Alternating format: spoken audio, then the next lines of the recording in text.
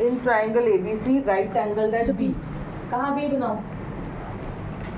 This is 8.1 question number 1. In triangle ABC right angle at B, AB is 24,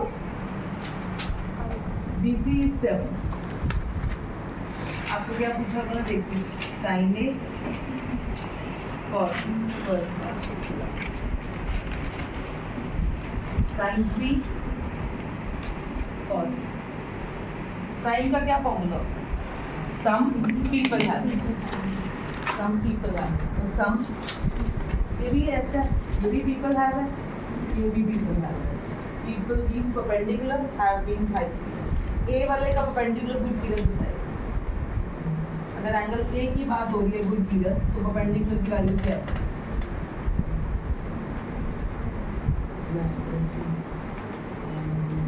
angles perpendicular angles होते हैं.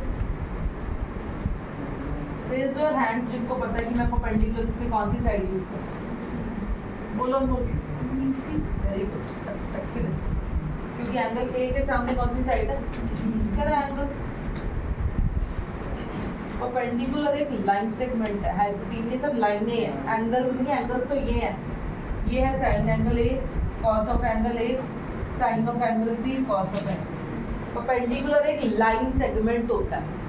अगर ए का पूछा जा रहा है तो परपेंडिकुलर BC है, और अगर C का पूछा जा रहा है तो perpendicular AB.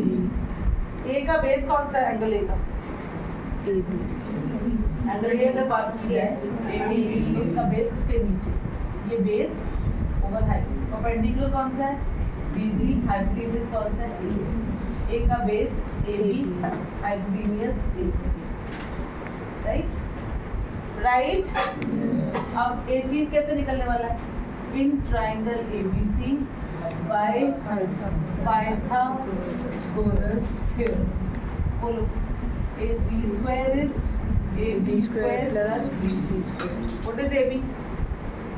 24. What is AB? 24. What is BC? 7. 24 का स्क्वायर, 576. 7 का स्क्वायर, 49. ये AC स्क्वायर था. 625 का रूट 25. BC is 7, 20. और रेशियो का कोई यूनिट नहीं होता. फ्रैक्शंस में सेंटीमीटर मत लगा देना. जो लेंथ है, जो साइड है, वो सेंटीमीटर में होती है. रेशियो का कोई यूनिट नहीं. AB is 24 and AC is 24. ये हो गया आपको cos से, ये हो गया आपका sin. sin C. What is sin C?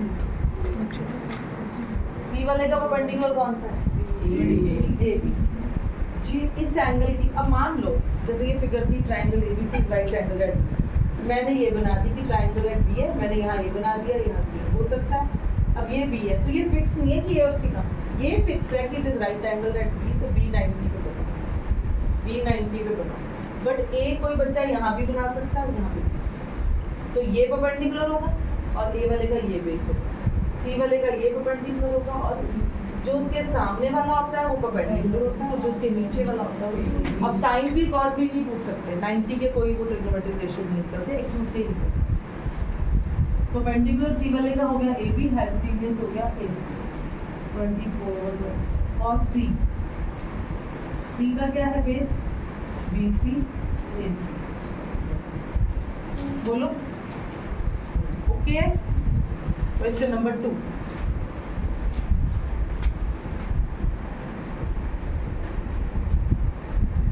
In this figure,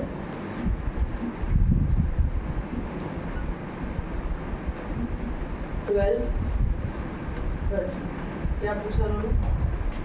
tan P minus cot R. Have you done this side of the board, or you are still doing it? Doing? tan का क्या formula होता है? Through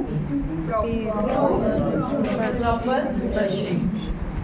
ये proper, ये brushing. और cord का brushing. ये लिखने की वैसे बार बार जरूरत नहीं है. जब आपको पता है कि P का होता है परपेंडिकुलर, तो P ओवर B. P वाले का परपेंडिकुलर बताएगी मुझे L.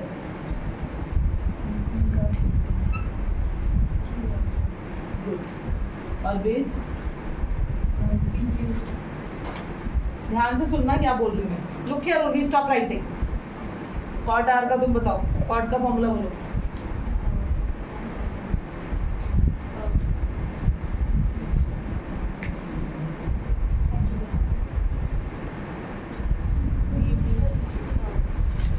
पहले लिख दो,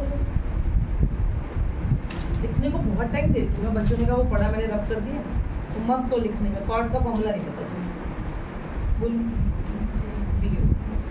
कॉट को कॉस से कंपेयर करो, वो साइन कॉस टैन, कॉट बाद में आता है। इसमें एक नोटिसेबल बात है, कॉट है B over P, angle R का बेस कौन सा है कौशिक? बेस क्या बोला तूने? बेस मैंने सुना आर, क्यू आर, और हाइपोटेन्यूज, हाइपोटेन्यूज तो हमेशा 90 के सामने वाला रहने वाला, वो नहीं चेंज होता। इसका भी एंगल पी की बात की जाए तो भी हाइपोटेन्यूज, या आर की बात की जाए तो भी। अब देखो मुझे ये वैल्यूज चाहिए भी नहीं, डिक्टो दोनों वैल्यूज आ गई, इनकी ये चाहिए भी नहीं 12 और 13, ये Q R by P Q, ये माइनस क्यू, आंसर आता है। तो कभी कभी ना क्वेश्चन पेपर में ऐसे आ जाता है और बच्चे परेशान हो जाते हैं कि अरे इसमें तो कोई वैल्यू ही नहीं दी हुई, बस ऐसे ही आ जाएगा ना, यहाँ 12 ना 13 ना 3 5 4 कुछ नहीं पूछा जाएगा, tan p minus cot R. तो अरे ये कैसे निकलेगा, ये तो वैल्यू ही नहीं दी हुई, मिसप्रिंट है। tan क्या है? p ओवर b, कॉट क्या है? b टोटी पर आए। अच्छा मान लो ये आ जाए साइन